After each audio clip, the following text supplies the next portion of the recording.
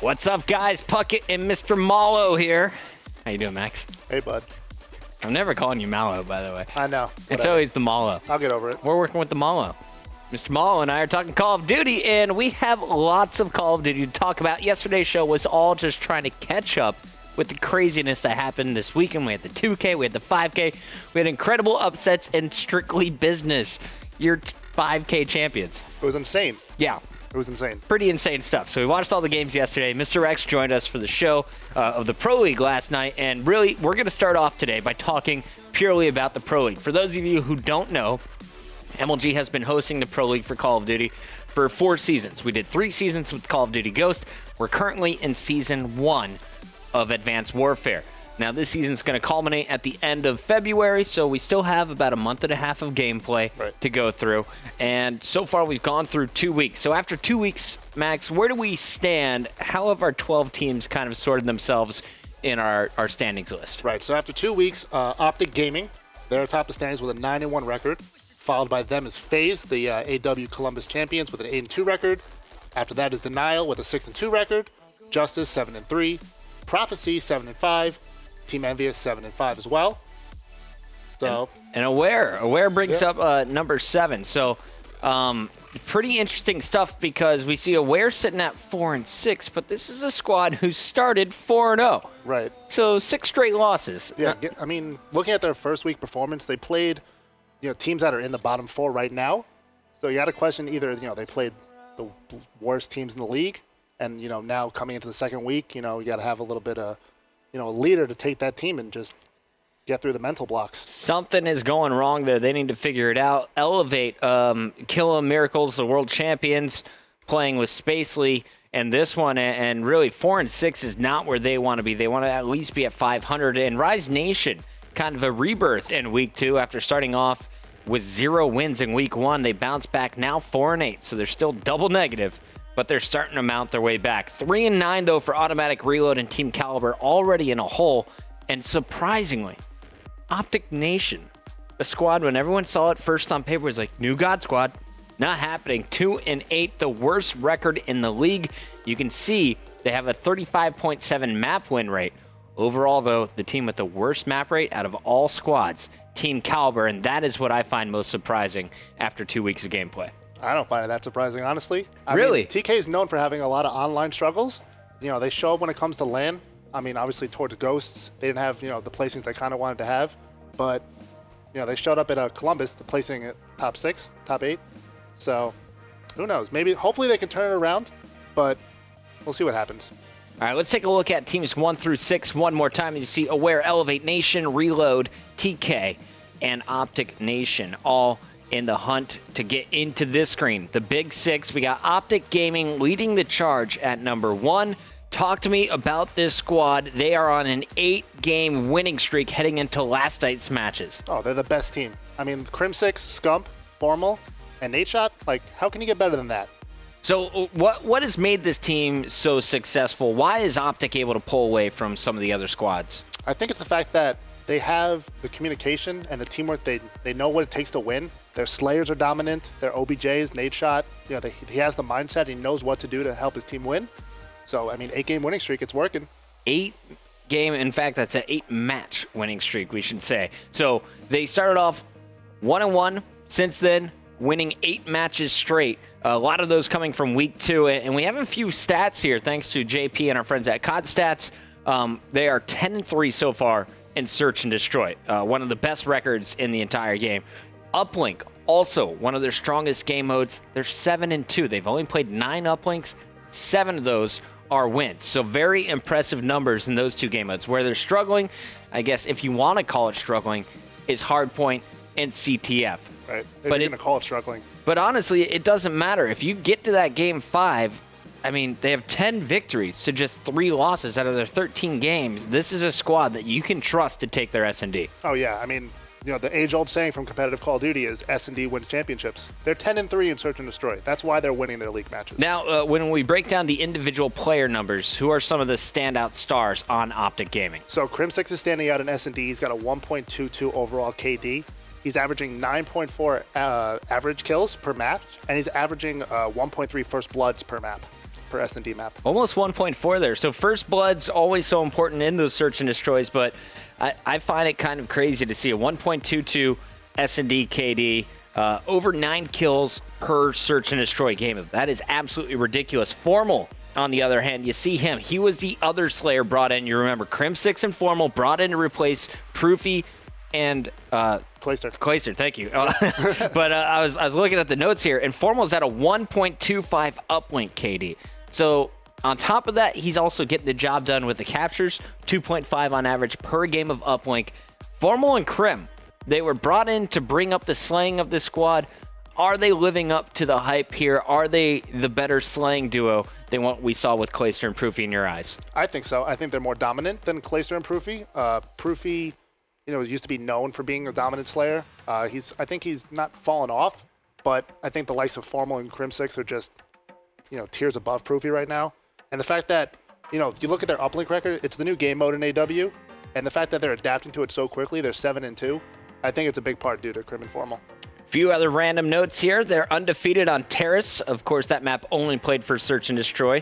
Riot, which is played for Search, as well as Solar S&D. So pretty incredible stats there. Now, when it comes to their other game modes, they're 81% of their rounds. They win 80% of their rounds when they draw first blood. So that's a big number, especially when you look at what Crim's bringing to the table, as well as Scump.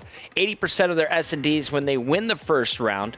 They have a win percentage. And then when they go to uplink, really their only uplink losses so far out of those 9 come from Justice, who is considered the best uplink team in the game right now. Right. Justice has been a big shock through the first couple weeks of Season 1. Mochilla, Slacked, Classic, and Enable. They're doing great through the season so far. So both uplink losses coming to Justice, but continuing on OPTIC Gaming and why they're so incredible. 9-1 record at the top of the leaderboard. I find this one the most impressive. Their clutch factor. In games that go, or in matches that go to Game 5, they're 3-0. They're 3-1 in round 11s as well. So pretty incredible stuff. When it has the pressure on, this team knows how to finish. Some of their notable wins, of course, they had a 1-1 matchup against Justice. In the match that they won, it was 3-1. They also beat Prof 3-1 this past week. Their other match, though, that was a little bit shaky, they were able to close it out in round 11, was Game 5 against Rise Nation. Why do you think OPTIC Gaming struggled against Rise when they're able to handle challengers like Justice and Prof this week with quick 3-1s? So when you look at Rise is 4-10 right now in the league as of today. I think they're probably the best 4-10 team that Call of Duty has ever seen in the Pro League. So Rise kind of underrated in a lot of people's opinions in your eyes. Right. I mean, if you follow Pac-Man on Twitter, they're always losing those iffy situations where it's round 11 or it's an OT and uplink or a CTF. So it's I think it's a lot of bad luck on Rise's side. Remember in Season 3 of Call of Duty Ghosts, they had a great start. They were incredible. They were top of the leaderboard. They were 19 wins, something like that. I think definitely all the way through at least the halfway point going into the fourth quarter. They were in the lead or at least in the top 2. And they finished there. So Rise, a very strong online team, but I figured with the loss of Attach, with the loss of Looney, I mean, you look at the new pickups, Diabolic isn't someone that is really going to scare the guys on OPTIC Gaming, but to see them go round 11, Game 5, I was like, is this something I should be nervous about with the OPTIC Gaming crew, or do you think they just kind of played down to their opponents? I think they might have played down a little bit, but you got to give credit to Rise. I mean, they took them to round 11, but as you said, they're 3-0 in Game 5 maps, so no one's going to beat OPTIC when it goes to Game 5. All right, so that's OPTIC Gaming. They're your number 1 team. The next squad that we want to dive deep in is the number 6 team. This is ENVYUS, and we're looking at numbers before last night's matches. I'll let you touch on a little bit what happened last night as well, but Envy coming in 7-5 to start this week off. Merc, JCap, Nameless, and Clayster. This is the squad that finished second at the Call of Duty Championships, or second place there. But talk to me a little bit about this squad, bringing over Clayster to this team. Why isn't Envy in our top 3? I think they're, obviously, we said, Formal and Crim. I'd make you argue that they're probably, 2 of the top 5 slayers in the game. I don't think Clayster's a top 5 slayer. I think he's a little more objective mindset than his role in Black Ops 2 as an anchor, where his goal was just to get kills and secure spawns for his team. He's playing too much, I think, of an OBJ role, and I don't think he's got enough kills for his team. Aches also takes on an OBJ role, also considered by many to be a Slayer. Do you think that Clayster is going to be better off focusing purely on getting the kills like someone maybe Happy is doing for Aware? Right. Well, if you look at Aware, obviously they're on a 6-game losing streak. But an interesting fact, in AW, the team that outslays the other team wins 80% of the maps. So obviously OBJ role is important, you know, for your team getting hardpoint caps and CTF caps and uplinks. But to be honest, like, you need to be able to put up at least 35 to 40 kills a game. 35 to 40. At least in hardpoint. Minimum. Yeah. And Clayster is a guy that we definitely know has the potential to do that. Oh, yeah. And hang with these guys. For so sure. We really saw him kind of shine at the start of the game. I thought he was the best player at OPTIC Plays AW. When you watch the 8 members of OPTIC facing off against each other, he was the top dog. After being dropped from OPTIC, he's still trying to figure out his play style. He looked really strong when the bow was the best gun in the game. Since the ASM-1 introduction, has he dropped off at all in your opinion, or has he kind of stayed consistent despite the game change? Well, I think if you go back to Black Ops 2, when he used the M8, he was dominant with it. And, you know, you look at Ghosts, he used the Vector a lot. He wasn't as dominant. He wasn't putting up, you know, those great numbers that he was because he was focusing a little more on the objective. Now, like, obviously when you go with a BAL, it's an AR. It's Clayster's favorite type of gun class. I don't know. I think the ASM-1 might have, you know, shifted the game style not in his favor. But right. Makes it more difficult up close for him. Now, looking at some of their notable wins, now, Envy, of course, does have a positive record as of starting Monday. They were 3-2 over FaZe last week. In that one, a big deal because they were down 0-2 in that series. They had to battle back and win the next 3 games. Also, they went 3-2 over OPTIC Nation.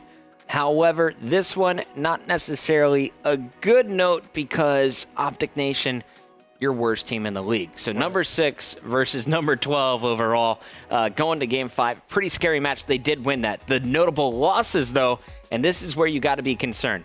Going up against Prophecy, a top 5 team, just 1 spot above them, they got 0-3'd. Elevate, a team who's not even in your top 6, they lost 1-3. And so far in the league, they are 3 for 11 in map count versus the top 3 teams, OPTIC Gaming, FaZe, and Denial. What's going wrong for Envy in your eyes? Obviously, Clayster not dropping the huge numbers that we expected, but there's got to be more going on for this team to be struggling as much as they are. Right. Well, like I said, Clayster's the X factor. When you look at Clayster, he has a 1.26 KD when they're winning. Fortunately, when they're losing, he's got a 0.88 KD. That's a huge swing. It's huge. So it really shows that when he performs, they win. When he doesn't perform, they don't do so well. And the fact that they're 3-11 against the top 3 teams, like, Envy want to think they're a top 3 team. They've been a top 3 team in a lot of Call of Duties throughout their entire history, but like OG, FaZe, and Denial, I think they're just stronger teams as far as slaying is concerned. The only player with a negative KD on this squad overall is Merc, though. Right. And Merc, of course, he's going to be called the objective player. He does a lot of that selfless play in the game. But if you look at his numbers and how he stacks up compared to some of the other objective guys, of course, there's a lot of the objective guys at the bottom of the KD list. But Merc is down there with a 0.87 overall. In hardpoint, of course, he's expected to die sitting in the hill, 0.89. CTF, 0.88. That's something I'm looking for him to step up. Uplink, 0.86. And 0.79 in Search and Destroy. Search and Destroy is the one game mode that'll give him a lot of wiggle room because, of course, the bomb planner often going to be executed on his escape. But really, playing that OBJ role, we know that teams that outslay, you said it earlier, when 80% of the time, if the rest of his team is really kind of staying around that 1.00 or 1.0 area, I expect to see Merc kind of step it up there, and that's when they start winning games. Because right now, they're kind of seeing the same situation that we've seen with some other teams. They're simply getting outslayed as a squad. Right, so what do you think they should do? Do you think they should try to pick up a more dominant Slayer, or...? I think it's a strategy change. I think this is definitely a winning lineup. You look at Nameless, you look at JCap, you look at Clayster, and you know these guys' histories. They definitely have the ability to go off. JCap has been one of the more consistent Slayers that I've seen. He played incredible if you watched him back at Columbus. Nameless, he was kind of the big name on Envy back at the end of Ghost, in my opinion. Like, he was the guy who shined. You saw him shining at COD Champs. Didn't have the best overall KD for that tournament, but he made the big plays. He was the X factor. Clayster needs to become that stable player, and you need Merc to just step it up a little bit. Right. You already got the objective role done from him. how can he add to the kill feed? That's the big question for me. I don't think this team is going to see a roster change, but there's a lot of talk. Clayster is a wanted man by some other teams. Right. A lot of people want to see him go back to OPTIC Gaming. You see him there in the OPTIC jersey. Would he go to OPTIC Nation, actually, to fill a spot that Embo's left? Currently, Sin is holding down that spot, but the question is that a permanent fix for OPTIC Nation? And would Clay want to potentially go to that team? Currently, they're number 12. Not a very enticing situation if I'm Clayster. Right. Do I think Sin is a permanent filler? No, I don't think so. I think Clay, he's got a good relationship with TP. He's teamed with him before. I'm not sure how his relationship is with Karma, but I think Clayster for OPTIC Nation it's a good fit. He's a good vocal leader. He gets hyped. He's like the original hype man. We have Black Ops 2 and everything. So I don't know if it's too late for OPTIC Nation with their bad start in the league to maybe climb up and get a seed as high as 4.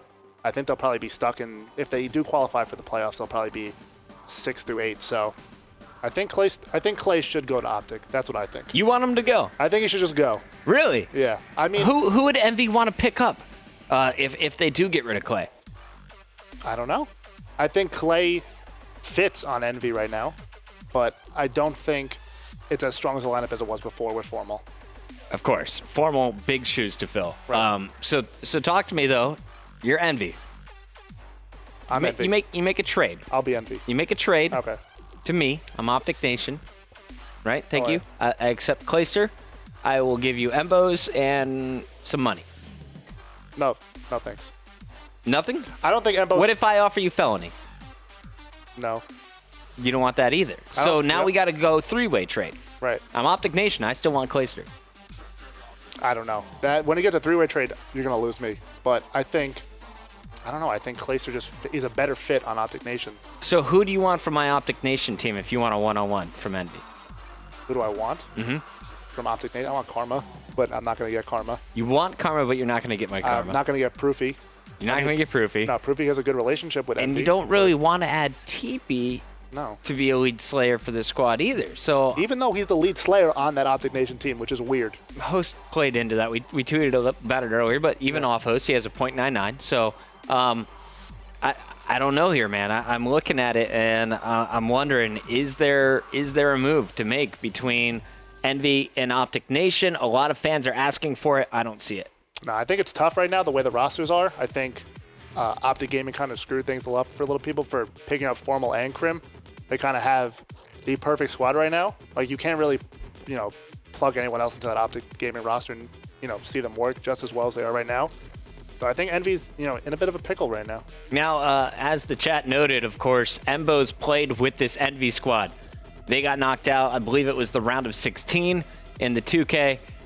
Pretty apparent that Embos wasn't the missing link, and that if you bring Embos to replace Merc, that everything is going to be gravy. In fact, it got a lot worse. So for everyone that thought that was an option, we now know, limited experience and a limited sample, but no, that's not the quick fix for everyone's problems. Right, and you even saw after ESWC with the whole issue with dropping the roster and Formal trying to team with other people.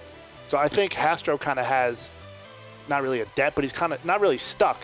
But he needs to keep Merc, JCap, and Nameless as the core 3 for that team. It's just a matter of finding the right fourth. I think they won the first 2K when they picked up Clayster that weekend, but since then, they placed like 6th at Columbus, I believe. Yeah. So who knows? 5th, 6th area. So pretty interesting stuff. Of course, we've touched on OPTIC Gaming, your top squad. Right. We've talked about your middle squad, Envy, currently sitting in that 6th spot, heading into Monday's matches.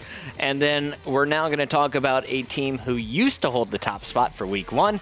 Week 2 was a complete disaster for Aware Gaming. Sender and the boys beat 3 of the 4 bottom teams in that Week 1, so we were wondering what is going to happen when they have to face off against the top dog. Max, I know you were the one who first brought this up. You said, they've kind of had it easy so far. Let's see how they handle the real challengers. Right. How did they handle the challengers in Week 2? Not well at all. They didn't get 3-0'd at all by any of the teams, but they played Envy, TK, FaZe, Denial, Automatic Reload, and ENVYUS. So you look at those teams, TK and AR are still 2 of the bottom teams in the league. FaZe, obviously, top 3, Denial, top 3, and Envy is middle of the pack. But they're Envy, so they have a lot of veterans, a lot of history of playing Call of Duty. So I don't know. I think Aware is talented, especially Happy. Happy is a dominant Slayer. He's like the top Slayer in the league.